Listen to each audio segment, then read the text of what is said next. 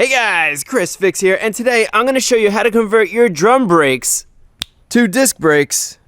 And don't worry, this is going to be an in-depth guide so you can convert your drum brakes to disc brakes no problem at home using common hand tools. As always, let's get our safety glasses on. And although I'm working on a Honda, this process is going to be very similar, if not the same, for most vehicles with rear drum brakes. So with that said, let's get started. And no matter what car you're doing this on, the first thing you need to do is make sure you have all the parts to go from drum brakes to disc brakes. And there are two main methods to do that. The first method is to find the higher trim level of your car. In this case, we have the lowest trim level, the Del Sol S, and that is why we have drum brakes. But the higher trim level, the Del Sol SI, has disc brakes from the factory, and that is exactly what this is right here. These are parts from the junkyard from a Del Sol SI, and you can see the trailing arm with the factory disc brakes are installed. So all you would have to do is unbolt your old trailing arm, bolt in your new trailing arm, connect all the components for the brakes, and you're good to go. So that's the first method. Find the higher trim level of your current vehicle. The second method is to find an aftermarket solution. There are tons of companies out there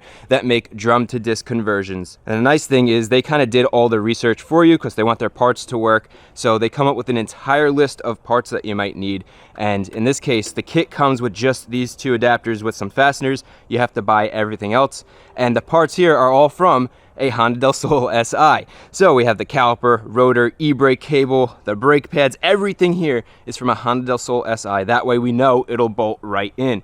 So this is actually what I'm going to install so you can see the entire process. Also, all the parts are brand new, which I'm really excited about. And the last thing I want to cover is very important because a lot of people don't even do this when they convert their brakes, and that is replacing the proportion valve. This is super, super important. If you don't replace this, your drum brakes are actually going to perform better than the new disc brakes. Now, not every car has a proportion valve. Usually the newer ABS cars don't have it. It's built into the ABS and you don't need to change that. It's good to go. But on the non-ABS cars, you usually either have it in your master cylinder, or if you follow your master cylinder, you follow the brake lines down, then it comes up here, right there to the proportion valve. And the reason why you want to change it is because drum brakes take less pressure to work than disc brakes. Disc brakes take more pressure just because of the design. So if you keep your old proportion valve that works for the drum brakes, you're going to have less pressure, and these aren't going to work properly. So I got this proportion valve from a Honda Del Sol SI, which has front and rear disc brakes, which is exactly what we need. And finally, I did make a basic checklist of all the parts that you're going to need to go from drum brakes to disc brakes,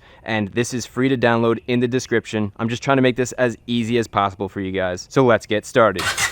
Okay, so the first thing I want to do is head to the track and do a quick brake test to show before and after the conversion. And yes, I know, ignore that smoke. I'll fix that in the next video. The valve seals are bad. So I'm here at Bradenton Motorsports Park to do a 60-0 braking test. And the goal here is to do 3 back-to-back stops and see what the distance is with the drum brakes. Then go home, do the conversion, come back and do the test again with disc brakes and compare the distance. So I raced down the drag strip and held 60 miles an hour until I got to the cones where I jammed on the brakes and stopped as quickly as I could.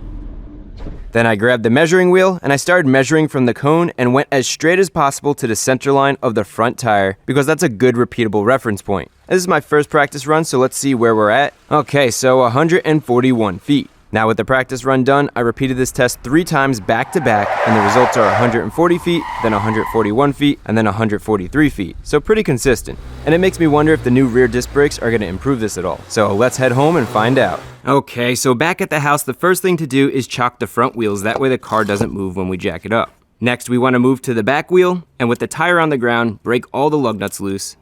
Then we can slide the jack under the rear of the car, and for this car, I'm jacking it up right in the middle of the rear subframe. And you want to lift the car up high enough to get the rear tires off the ground. That way we could get underneath to replace the parking brake cables later on. Now put your jack stands on each side under the subframe and carefully lower the car down onto the jack stands like that. Good, and finally pump the jack up to lightly touch the frame just as backup, just in case the jack stand fails for some reason. And anytime you jack the car up before you go underneath, make sure you give the car a good shake, and that is solid, so now let's remove the wheel. So now we could unscrew all the loosened lug nuts and the wheel could come right off. And I like to slide the wheel under the frame, that way if the car falls for some reason, it won't fall on you, it'll fall on the wheel. All right, and with the wheel removed, you get a good look at how bad and rusty this suspension is. It definitely needs to be replaced. These bushings are shot, and I also know that from driving the car. The rear end feels all loose. It just doesn't feel good, and since we're gonna be adding power with the turbo, not only do we want better brakes, but we're gonna want a good suspension. So I'm gonna do an entire video on how to rebuild your rear suspension, but for this video, we're focusing on the conversion. Now, in order to get the drum off, the first thing to do is make sure the e-brake's not engaged and that this spins freely. Now, as you would expect, this drum is gonna be seized on there and not come off easily. So one method to get this off is to hit the edge with a hammer, making sure you don't hit the studs. And this is really seized on here and doesn't wanna come off without a fight. Luckily, some brake drums have threaded holes like these, which take an M10 1.25 bolt, so screw them in, and then tighten each bolt down back and forth little by little to separate the drum from the rust. And if you listen, you're gonna hear it break free. Perfect, and now tighten that down just a little bit more and the drum should wiggle right off. Okay, now we need to remove the axle nut behind this dust cap. So get a punch or chisel and place it in between the dust cap and the hub right there. Then you could hammer it a couple times, turn the hub, hammer it again, turn the hub. Now this has probably never been removed, so it's been on here for over 30 years. So I didn't expect this to pop right off. Perfect, now you can see it start to get loose, and there we go, the dust cap is off. So now we have access to our axle nut, and I'm actually really impressed at how well this cap sealed out all the moisture. There's no rust in here at all. Now to remove the axle nut, there's a little indent here in the axle that the nut is hammered into, so we need to hammer that out. And the easiest way to do that is to get a pointed punch like this. You want to place the edge in there like that, and then hammer it to bend the edge of the axle nut upwards. Now that we have some good space in here, the end of the pry bar fits in here really nicely. So I'm just gonna use that to hammer it upwards, and again, bend the edge of the axle nut up. And now you can see we bent the edge of the axle nut up out of the indent so it's clear and free.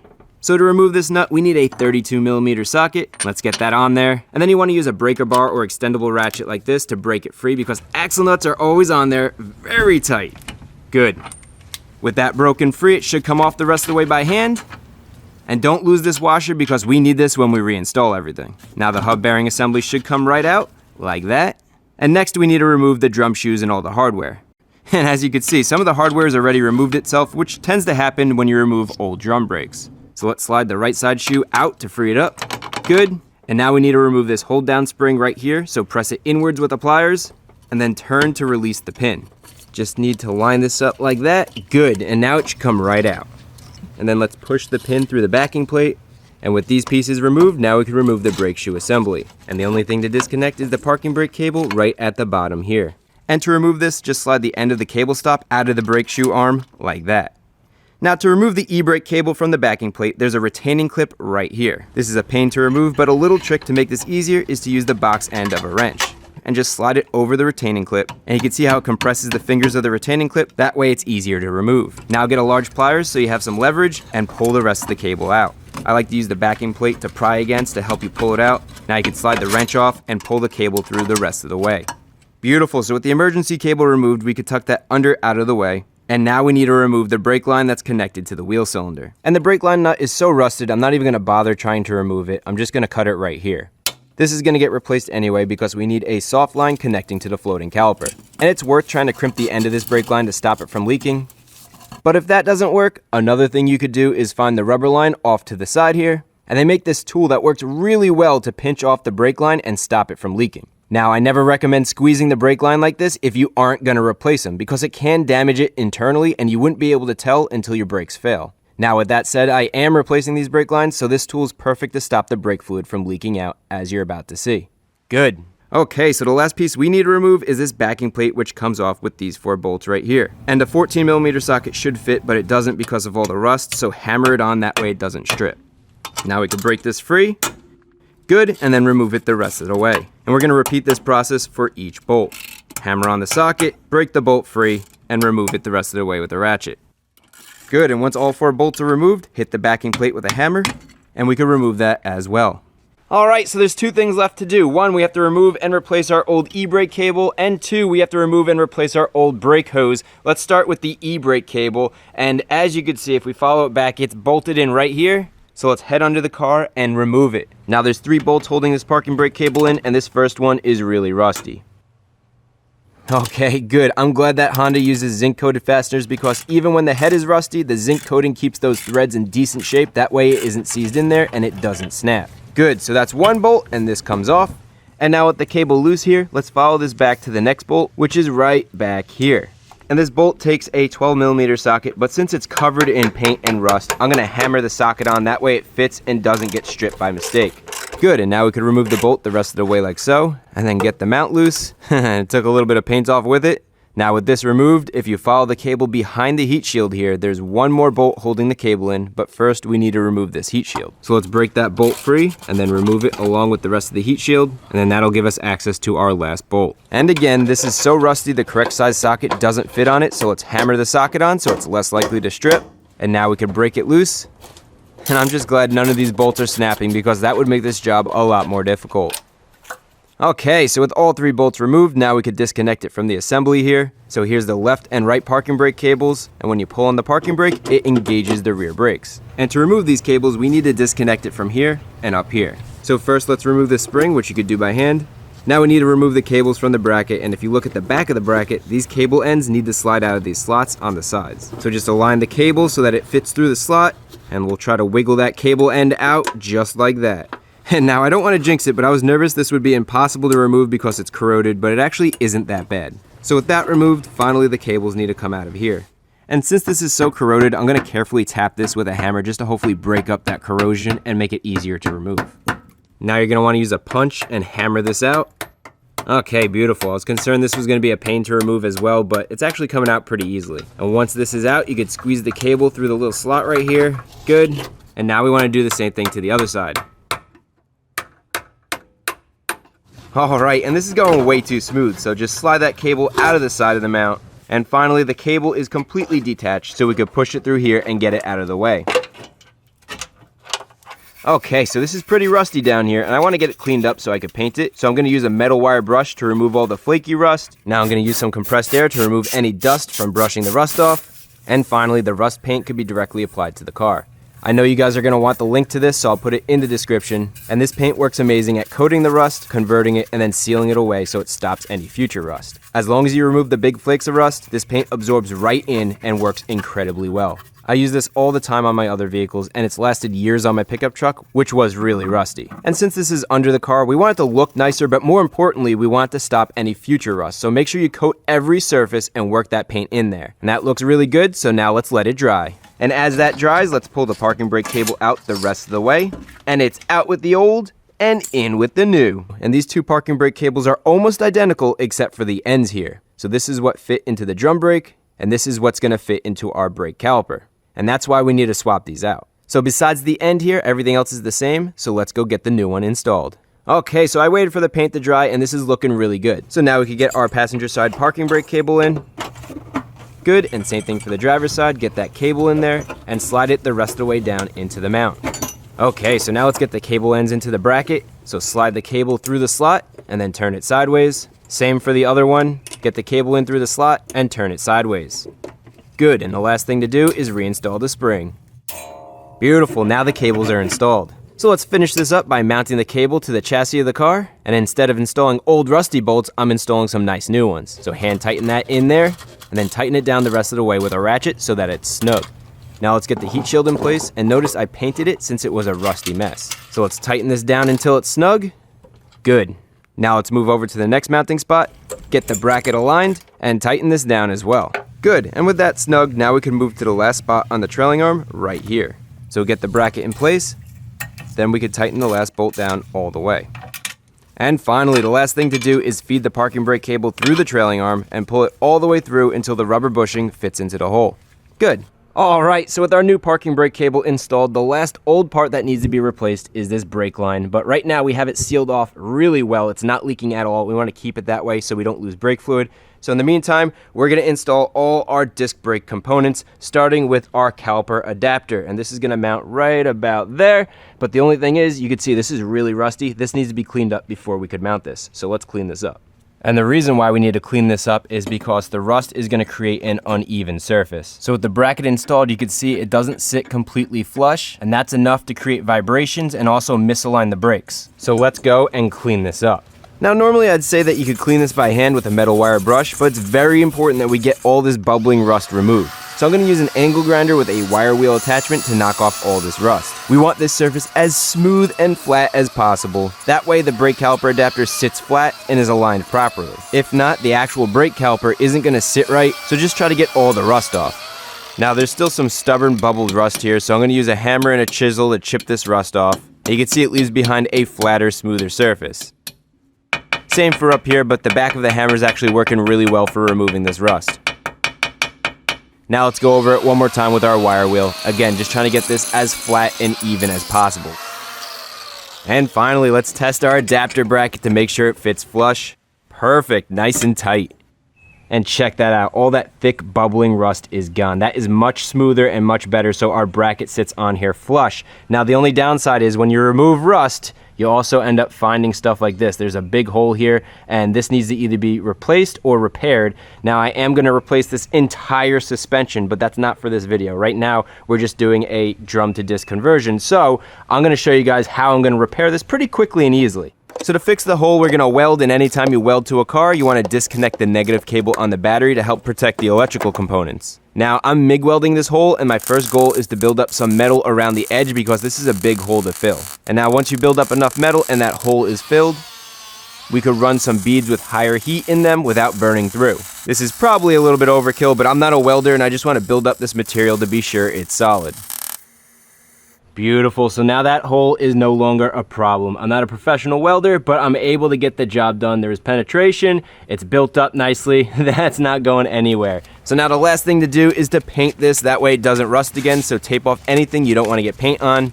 Then spray it down with some brake cleaner to remove any oils and dust, that way the paint has a clean surface to stick to. And then after that's dry, we could paint the part. Now I'm using a special rust spray paint. So as long as there's no loose rust, you just want to get complete coverage. That way the paint could absorb in and seal off the rust. That way you don't get any future rust. And that's looking pretty good. A few hours later, let's remove the tape from the spindle, as well as the parking brake cable. And now we can install our adapter bracket, which fits in right here. Now on all 4 bolts, I'm going to use some medium strength thread locker. That way they don't vibrate loose. And then we're going to hand tighten these down. That way the bracket could be held in place without falling off. Then I'm going to tighten them down the rest of the way with my ratchet, and you want to tighten these down in a crisscross pattern, that way the adapter plate is evenly seated against the mating surface. And then finally you want to torque these bolts to spec, which the instructions say is 45 foot-pounds.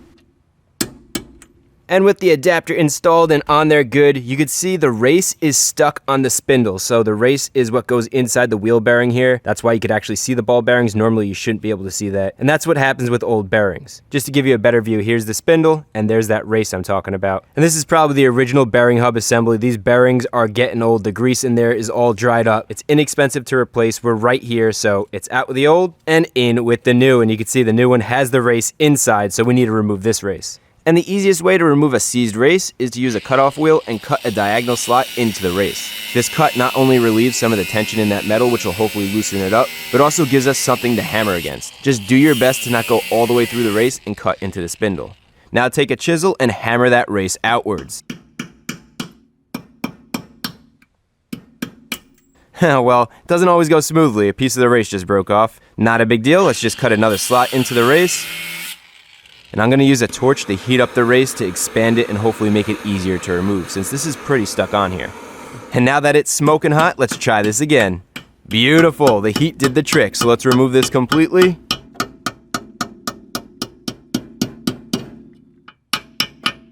Alright, and now we can get this off the spindle. Just be careful, it's hot. Now I'm going to use a scouring pad just to clean this up a little bit, and then we can install the new hub and bearing.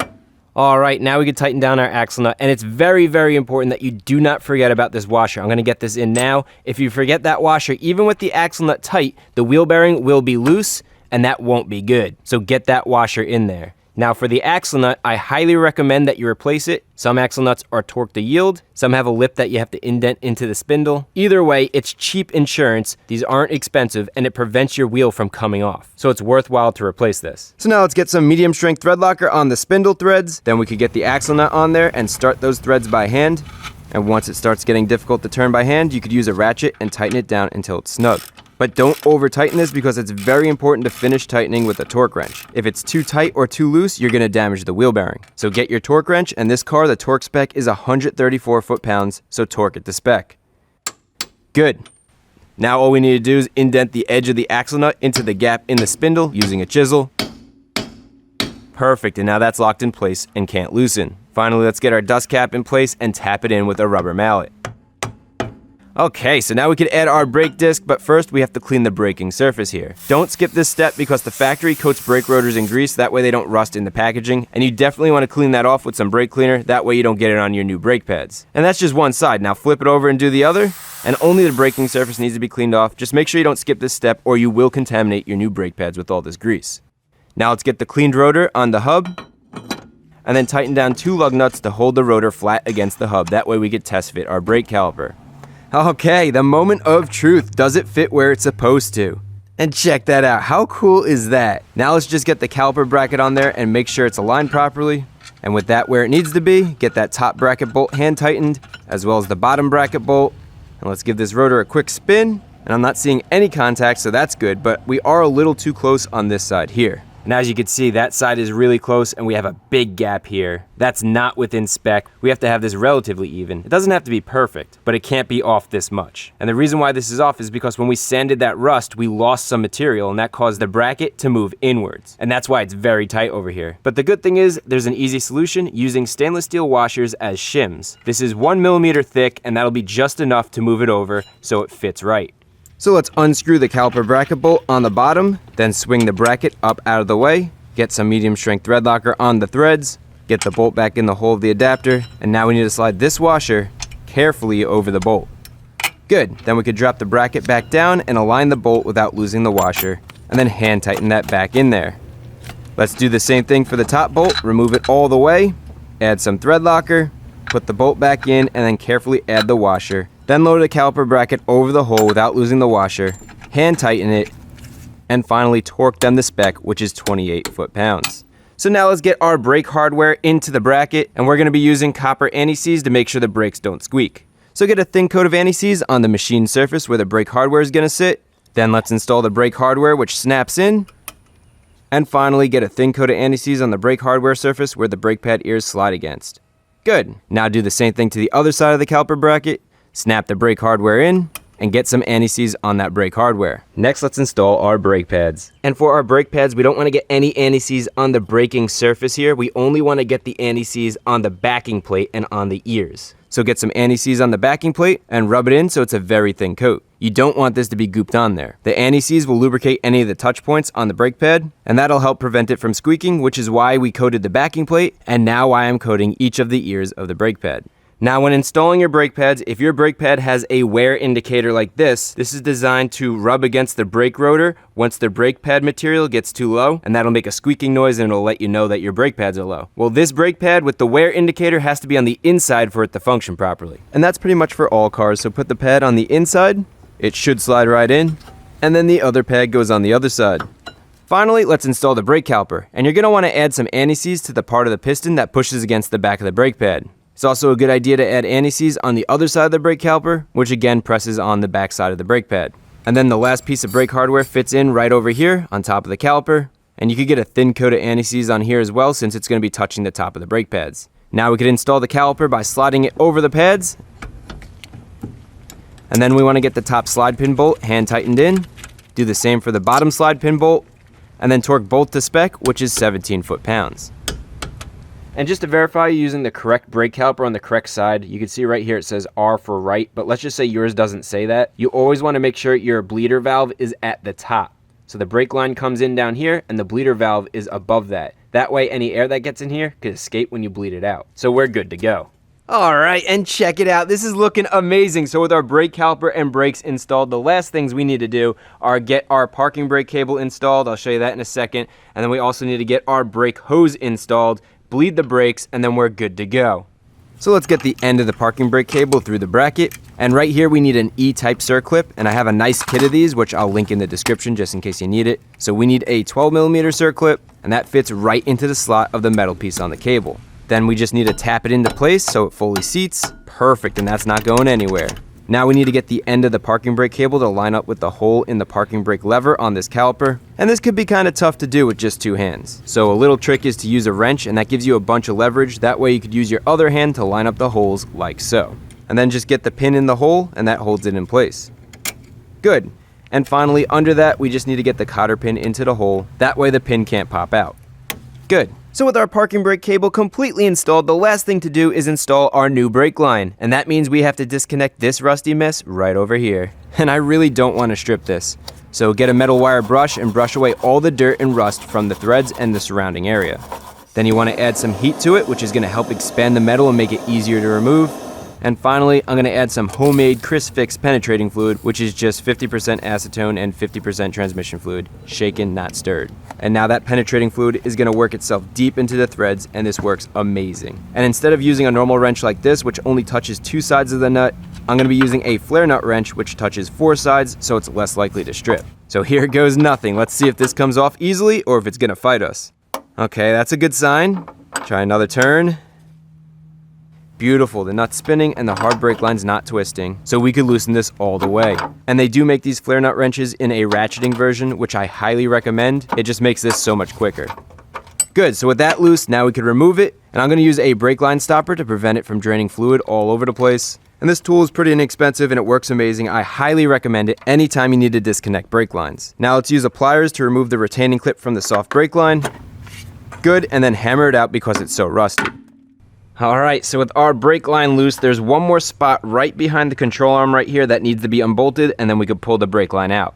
So let's cut the hard brake line in the back since we're not using it anymore.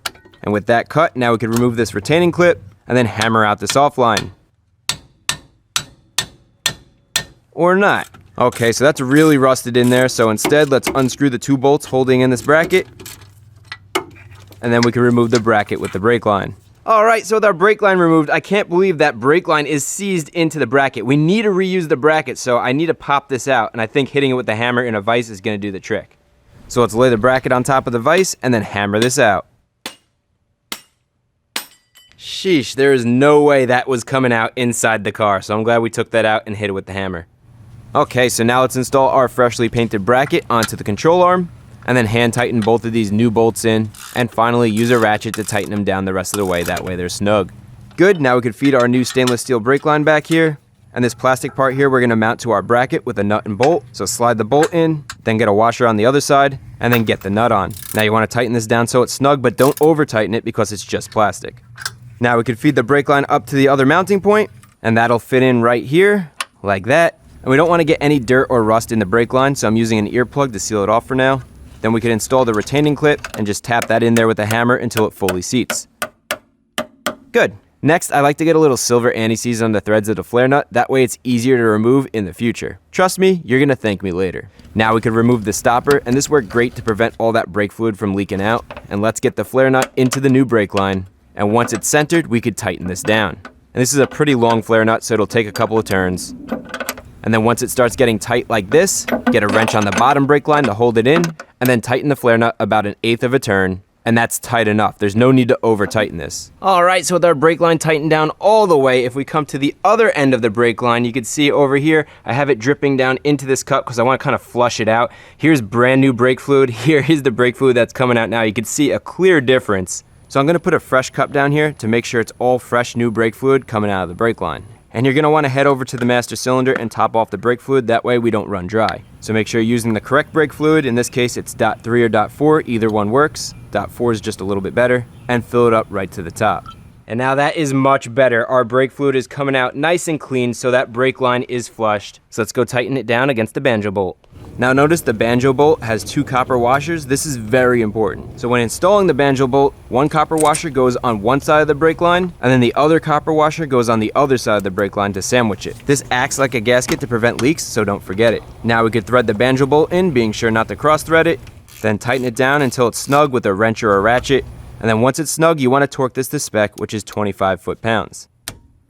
Good, now the copper washers are crushed down and they won't leak. So let's take the cover off the bleeder valve, and before we go bleed the brakes, I have a trick to help prevent air from getting past the threads. So unscrew the bleeder all the way, and the trick is to add some grease to the threads of the bleeder valve. That way when you bleed the brakes, air can't easily get past the threads because it's clogged with grease. Plus this prevents the threads from seizing to the caliper and then snapping off down the road, which is a real pain. Okay, now we're ready to bleed the brakes, so get your wrench on the bleeder valve, then you could get some 3/16 inner diameter clear tubing, that way you can see the bubbles coming out. Now get someone to help you press and hold the brakes. Okay, press and hold, then crack the bleeder valve loose, and close it, and look at all those bubbles. Okay, let go, and then press the brakes again, Now you're going to want to repeat this process until there's no bubbles left. And a little trick to really force that air out is to have your helper pump the brakes 3 times and then hold. And you can see all that air getting forced out. And just so you have an idea, after doing this about 8 times, there's no more bubbles. So remove the tube, clean off that bleeder valve, and then put the dust cap back on. So with all the air bled out of our brake caliper, we are completely done going from drum brakes to disc brakes on this side. So now follow the same exact process on the other side, and it's as easy as that. Alright, so with both of our rear brakes officially converted from drum brakes to disc brakes, there's one more thing left to do. And that is to change out the proportion valve with one from a car that had rear disc brakes. But before we do that, I have a really nice brake pressure gauge set. That way we could compare the fluid pressure with the drum brake proportion valve and then with the disc brake proportion valve and see if it actually does anything. So to do this, we need to remove our bleeder valve all the way. And then I'm using a custom bleeder valve, which is 2 bleeder valves welded to each other. So screw that in all the way and then snug it up. Then we could thread our gauge onto the custom bleeder valve and then snug that up as well. Finally, we need to bleed the gauge so that there's no air in the line. Okay, so with all the air removed, now let's see what our brake pressure is. Press as hard as you can and hold. Okay, so 700 PSI for the drum brake proportion valve. Alright, so now let's install our disc brake proportion valve, and it goes right there. So first, let's get an absorbent mat under here because it's going to leak a bunch of fluid, and there's no way around that. Now we want to break all these flare nuts loose, starting with the top one. Good, now do the other top ones. And this one is very tight, and we don't want to break this because this would not be fun to fix. So let's use a little heat on the nut, and then let's try this again. Good, a little heat goes a long way to make these easier to remove. Okay, so now break these nuts loose, and then we can loosen them up completely and pull the brake line out. And this would be a lot easier to do with ratcheting flare nut wrenches, so if you need to do this job, definitely get some. Trust me, this is very tedious with normal flare nut wrenches. And now we have the last 2 flare nuts in the back that need to be removed, so get that bottom one out. And finally, let's unscrew the top one, and this nut is completely loose. Now with all the brake lines removed from the valve, let's remove these 3 10mm nuts holding the valve to the firewall. And these are pretty rusty, but this first one broke loose really easily. Oh no. Okay, so I spoke too soon and I broke this stud, so let me show you how to prevent this from happening again. Okay, on the other stud, the first thing we're going to do is wire brush all that rust so the nut isn't getting forced over chunks of rust as you unscrew it. Next, add some heat to the nut to expand it and also help break some of the rust free. And finally, add some homemade penetrating fluid onto the nut and threads to lubricate it. Now with that soaked in, let's give this a try. Oh well, it's a shame I had to break that other stud because this one came off so easily once it's prepped properly.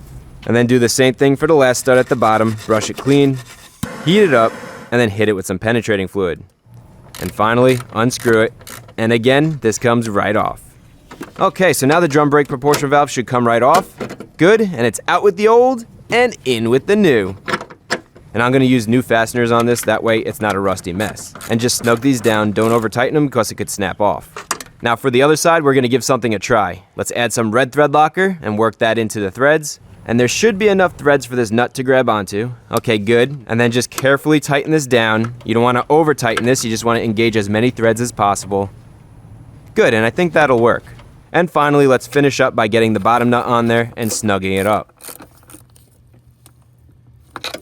And that's not going anywhere, even with the stud that got broken off. So now let's get all these flare nuts tightened back up, starting with the back ones. And you're going to want to hand tighten to start the threads, that way you don't cross thread them. And I actually went out and bought a ratcheting flare nut wrench set because of how tedious this was when I was unscrewing them. And already I could tell you this is going to pay for itself. And when tightening these, you just want to snug it up. Do not over tighten them. They don't need a lot of force. Alright, so this is great. I will repeat what I just said. Get ratcheting flare nut wrenches because I know on camera it looked like removing them was fast, but it was really a good 30 to 40 minutes of bending over the engine and loosening each flare nut little by little. And now this is going to take me less than 5 minutes to tighten up. Good, now with all these flare nuts tight, let's add some brake fluid, that way we don't run dry. So with the brake fluid topped off, now what you want to do is get somebody to go in the car and press the brakes as you look and make sure there's no leaks at the proportion valve. Go ahead, press the brakes, let off, press the brakes, let off.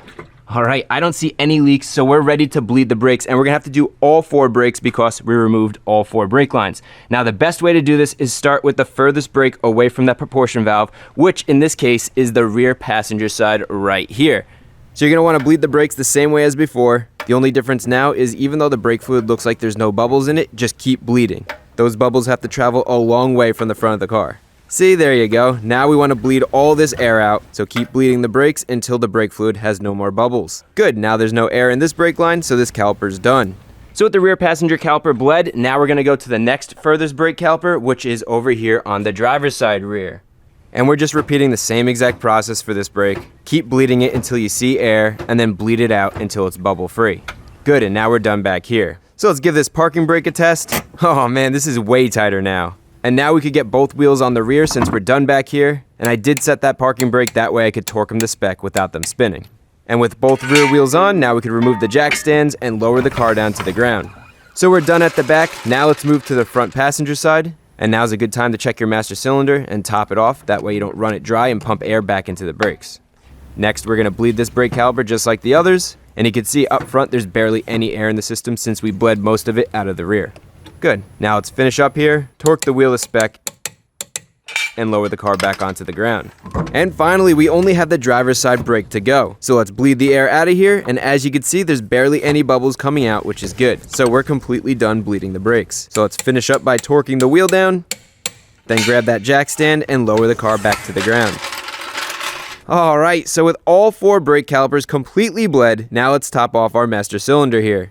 And you just want to fill it to the full mark on the side of the master cylinder since the rear brakes are new and the front brakes are pretty much new as well. And the last thing to do is to check the brake pressure because we have our brand new rear disc proportion valve in here, which is not leaking, by the way. That's nice and dry. So I want to see if the brake pressure actually increases like it's supposed to. So let's get this wheel off, and with our gauge connected and all the air bled out, press the brakes.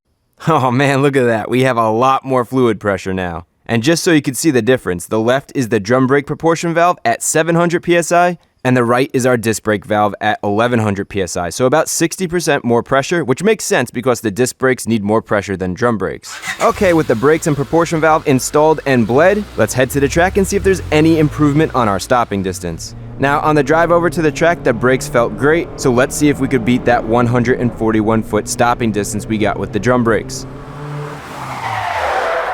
And our first 60-0 was a disappointing 137 feet. And that was followed by 133 feet, and then 129 feet. And I think what's happening here is the new brakes are bedding in because the distance keeps getting shorter and shorter. Until finally it started getting consistent. So our next 3 stops were 111 feet, 112 feet, and 111 feet again. So that's about 30 feet better than our 141-foot average with the drum brakes. So after the conversion, this car now stops 2 car lengths shorter, which is a significant amount.